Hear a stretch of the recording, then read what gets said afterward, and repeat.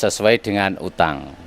Nah, setelah saya kuasai, sebetulnya saya sendiri itu siap untuk melunasi, Gus. Siap melunasi dan siap persiapan untuk jualan aset. Dan saudara-saudara saya juga siap untuk membantu demi lunasnya sisa tunggakan 100 juta tersebut. Demikian. Dan saya sendiri setelah ada risalah lelang datang di rumah, itu setelah saya baca adalah sertifikat atas nama saya Sarto itu sudah dibalik nama dengan Hendri Kurniawan. Ya, Cina. Ya, pemenang lelangnya adalah Hendri Kurniawan Cina. Kemudian setelah sertifikat saya dibalik nama, saya sudah berupaya ketemu dengan Hendri Kurniawan Cina. Maksud saya sehubungan saya ada anak, ada istri, rumah saya itu mau saya tarik kembali, saya tempati lagi. Maksud saya demikian, Gus. Nah, setelah ketemu kita mengadakan musyawarah bersama, utang saya 100, saya mengembalikan 150 juta.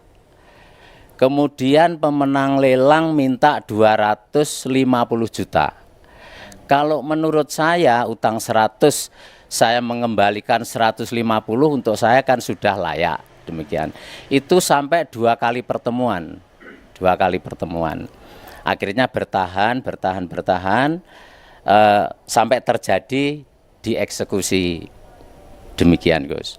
Terus akhirnya setelah saya tempati, dari Pak Hendri Kurniawan itu bilang ke saya, oh kok ditempati? Ya, ini karena rumah saya tidak sesuai dengan utang saya. Utang saya 100, aset saya 2,5 miliar. Jadi saya tempati lagi, saya demikian. Nah, setelah itu saya bertahan menempati di rumah. Akhirnya saya juga mengadakan mediasi lagi dengan Pak Hendri. Pak Hendri itu setelah rumah saya dieksekusi. Maksud saya itu melanjutkan berapa harganya rumah itu Pak Hendri, karena saya ingin menempati. Dia mintanya 350 juta.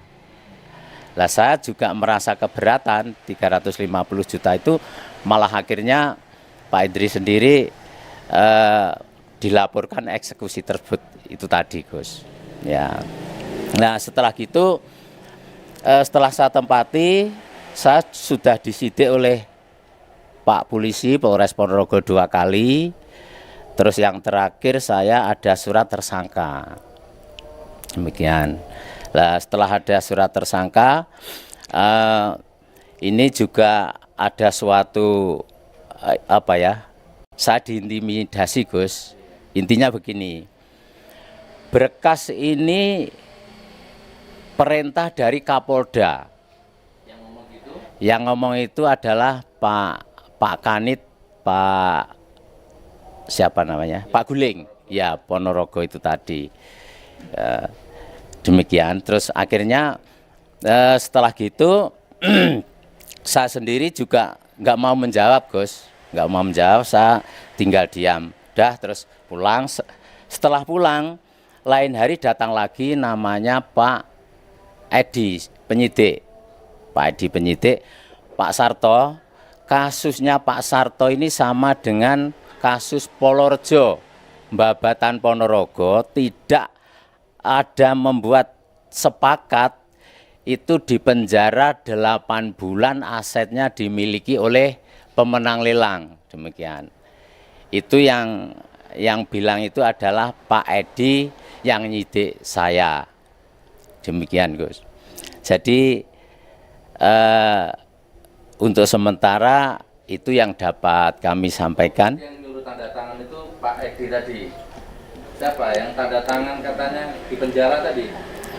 Gini, Gus, sehubungan saya sebelumnya sudah diimitasi, katanya kalau nggak tanda tangan seperti orang Polorejo itu kan di penjara selama 8 bulan itu tadi, Gus.